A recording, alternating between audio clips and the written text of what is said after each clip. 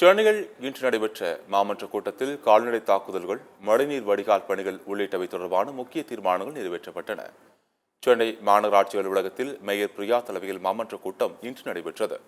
கூட்டத்தில் பேசிய மேயர் பிரியா, மழைநீர் சீராக வெளியேறும் வகையில் வரும் ஆண்டு முழுவதும் தொடர்ந்து தூர்வாரும் பணிகளை மேற்கொள்ள திட்டமிட்டிருப்பதாக கூறினார். சென்னை மாநகராட்சியில் சாலைகளில் சுற்றித் திரியும் மாடுகளை பிடிக்க மண்டலத்திற்கு கூடுதலாக 5 பணியாளர்களை நியமிக்கும் தீர்மானம் நிறைவேற்றப்பட்டுள்ளதாக அவர் குறிப்பிட்டார். அம்மா உணவகங்களில் பணிபுரியும் ஊழியர்களுக்கு தினக்கூலி ஊதியத்தை 325 ரூபாயாக உயர்த்தி வழங்குவது என்றும் தீர்மானம் நிறைவேற்றப்பட்டுள்ளதாகவும் மேயர் பிரியா தெரிவித்துள்ளார்.